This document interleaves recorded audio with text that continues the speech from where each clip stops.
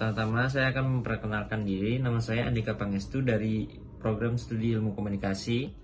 Perkenalkan, nama saya Nadia Citra Ashar. Perkenalkan, nama saya Laura Anissa Iskandar. Nama saya Muhammad Fadli Aymar dari kelompok 3, Prodi Ilmu Komunikasi. Perkenalkan, nama saya Tegar, saya dari kelompok 3. Nama saya Nur Sukma Ayurabani. Saya dari kelompok 3 dan akan membahas materi tentang terbentuknya Pancasila sebagai pandangan hidup bangsa Indonesia.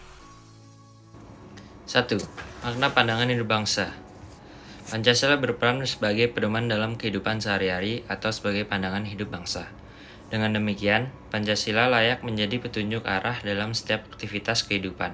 Selain itu juga, Pancasila harus selalu didukung oleh semua lapisan masyarakat karena pandangan hidup Pancasila berakar pada budaya dan nilai-nilai agama seperti kepercayaan bangsa Indonesia.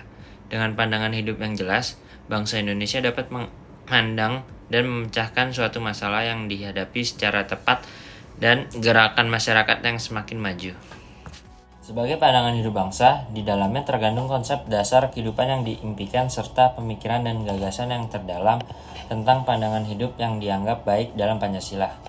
Pancasila tidak boleh mematikan keragaman yang ada dalam Bhinneka Tunggal Ika dan bentuk lainnya, tetapi harus tetap menjadi satu kesatuan bangsa.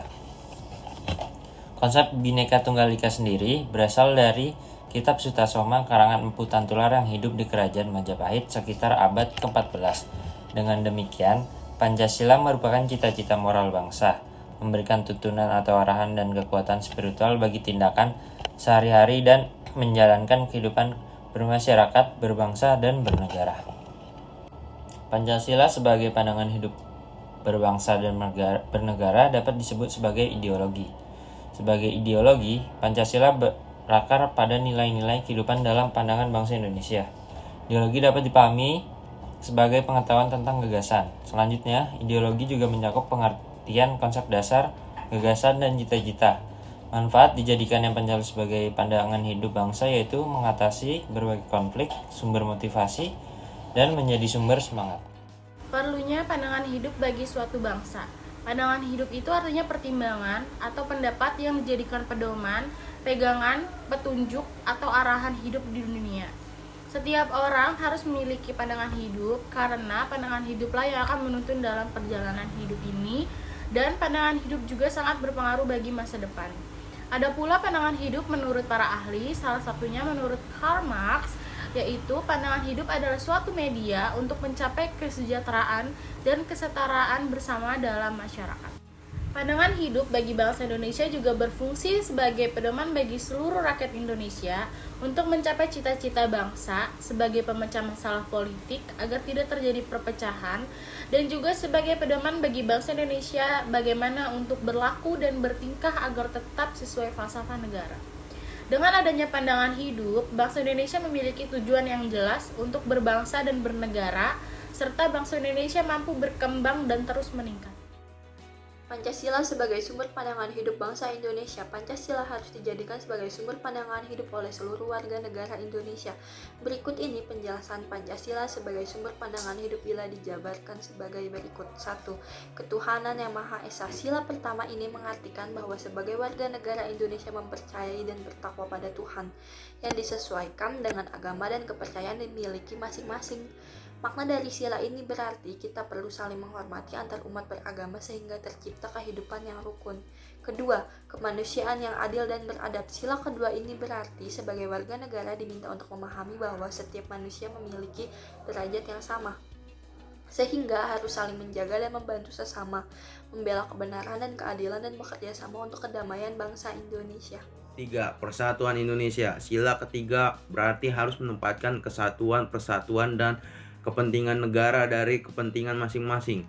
Harus mempunyai kepribadian yang rela berkorban demi negara. Indonesia mencintai bangsa Indonesia dan tanah air serta bangga pada negara.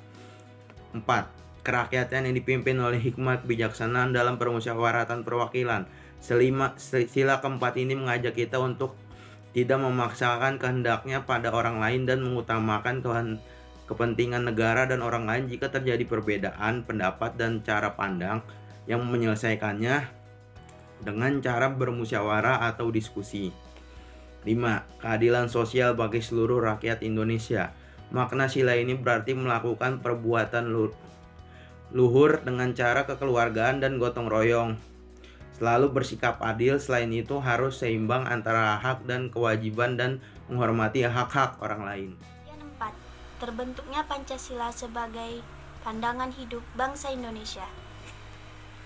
Pancasila sebagai ideologi bangsa yang mengartikan bahwa Pancasila sebelum terbentuknya negara dan bangsa Indonesia pada dasarnya terjadi secara sporadis dan fragmentaris pada kebudayaan bangsa dan tersebar di seluruh kepulauan Nusantara, baik pada abad ke-20 maupun sebelumnya, di mana masyarakat Indonesia telah mendapatkan kesempatan untuk berkomunikasi dan berakulturasi dengan kebudayaan lainnya.